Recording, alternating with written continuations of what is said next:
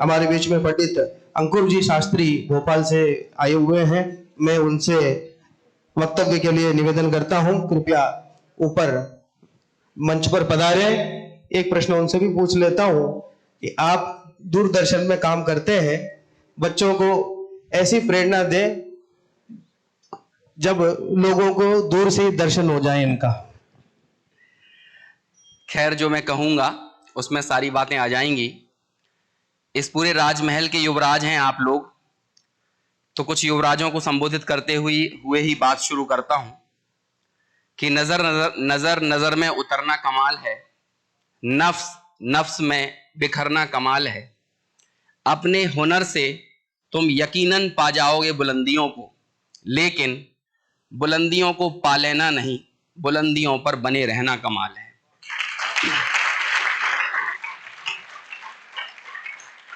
टोडरमल स्मारक से यदि कोई चीज हमें मिलती है तो मैं उन्हें दो भागों में बांटूंगा, एक है जड़ और एक है पंख। पंखों से आप यकीनन कामयाबी के अनंत आसमान में ऊंची उड़ानें उड़ेंगे, लेकिन जो जड़ तत्व ज्ञान की जिसकी आप बार बार बात कर रहे थे, वो तत्व ज्ञान ही है जिसके जरिए स्मारक आपके अंदर जिंदा रहेगा और आप खुद भी शायद उसके बल पर ही जिंदा रहेंगे। क्योंकि यकीन मानिए,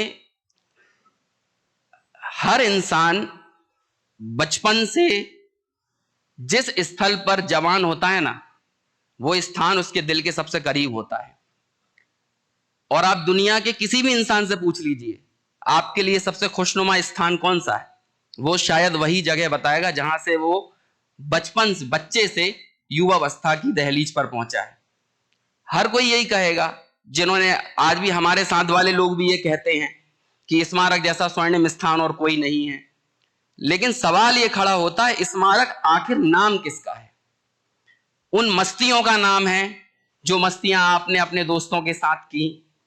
स्मारक यहाँ के खाने का नाम है, यहाँ घूमने का नाम है, यहाँ उन बातों का नाम है, यहाँ चलने वाले अनेकों सिलसिलों का नाम है। सवाल यह है, स्मारक नाम किसका है? स्मारक उसका नाम है जो आपको आने वाली जिंदगी में जीना सिखाएगा और यकीन मानो यही आपको मरना भी सिखाएगा। इसके बल पर ही आप सही ढंग से जी पाओगे और इसके जरिए ही आप सही मायने में मर पाओगे। बहुत सारे संकल्प हम यहाँ पर बयान करते हैं, लेकिन जिंदगी की जद्दोजहद में होता यह है कि वो संकल्पों का धागा जो है वो धीरे धीरे बड़ा महीन होते होते टूट जाता है। जिंदगी का सबसे खुशनसीब इंसान वो है जो वो पढ़ता है उसे वो जीता रहे।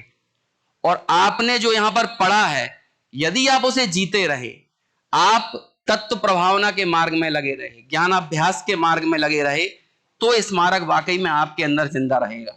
मैंने भी कभी किसी दौर में एक स्मारक रोमांस नाम की एक सीरीज लिखी थी अपनी युवावस्था के दौर में। आज इस मंच से उस पूरी सीरीज को नकारता हूं। और असल मायने में स्मारक क्या है? स्मारक है वो हमारे भीतर रहने वाला वो तत्व ज्ञान, वो जड़ें। आज अभी जिन कुमार जी कह रहे थे कि दूरदर्शन में मैं गया हूं तो इस कारण से मुझे यहां बुलाया है, लेकिन इन उन्नतियों में, इन सफलताओं में, इन पद प्रतिष्ठाओं में कई और भी लोग हैं, बहुत आगे बढ़ जाते हैं। लेकिन यदि थोड़ी बहुत भी आपको मेरी कद्र है ना, तो वो सिर्फ इसलिए ही है कि शायद मैं किसी ना किसी रूप में ज्ञान अभ्यास से जुड़ा हुआ हूं। नहीं तो दूरदर्शन का डीजी बन जाऊं, बड़ा मंत्री बन जाऊं, बड़ा कुछ भी बन जाऊं, टोडरमल स्मारक में उसके लिए कोई जगह नहीं है। टोडरमल स्मारक में यदि किसी के लिए जगह है तो वो उसके लिए है जिसके अंदर गुरुदेव जिंदा है, जिसके अंदर टोडरमल जी जिंदा है, जिसके अंदर कुंदकुंदाचार्य जीवित हैं, जिसके अंदर अमृत चंद्राचार्य जीवित है और उनका तत्व ज्ञान जीवित है। और तो क्या कहूं, आज 21 फरवरी 2025 है और मुझे दिन याद आ रहा है 12 फरवरी 2007 का, जब मेरा खुद का भी यहां से विदाई समारोह हुआ था। उस दिन मैंने कुछ पंक्तियां कही थी, वो कुछ अलग संदर्भों में कही थी, आज संदर्भ कुछ जुदा है। तब मैं फोटो देख रहा था अपने विदाई समारोह का, सबसे बीच में दादा बैठे थे, उसके बाद में बड़े दादा थे, अन्ना जी थे, पूनम चंद जी छावड़ा थे, संजीव जी भाई साहब थे। और तब वो पंक्तियां कही थी, तब उनका संदर्भ एकदम अलग था। वही पंक्तियां मैं आज कहूंगा, लेकिन उनका संदर्भ कुछ अलग है। वो संदर्भ मैं आपको पहले बता देता हूं। ये समागम हमेशा नहीं रहेगा। ये समागम रहा भी तो जरूरी नहीं मैं रहूंगा, और ये समागम भी रहा और मैं भी रहा तो ये जरूरी नहीं कि ये जो भाव मेरे अभी हैं ये हमेशा रहेंगे, जो भाव आप यहां पर बयां कर रहे हैं। अब इस अनित्यता का विचार करके जो मिला है ना, उसका कैसे उपयोग करना है, बस इस संदर्भ से जोड़कर इन पंक्तियों को आप ग्रहण करना, और वही पंक्तियां आपको सुनाकर आपके सामने समर्पित करके अपनी बात पूरी करता हूं। धर्म की राह नित चलना, धर्म तुम्हारे हवाले है, निराला है भवन ये यहाँ के लोग निराले हैं, कि ये वो मेघ है जो ज्ञान की वर्षा सदा करते,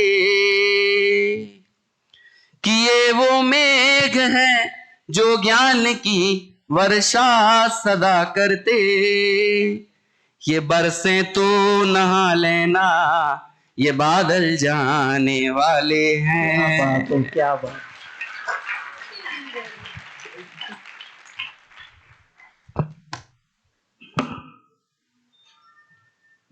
ये तो बरस गए चले गए, और अभी भी जो बरसा गए हैं वो निरंतर बरस रहा है, इसलिए निरंतर अब हमें उसमें नहाना है।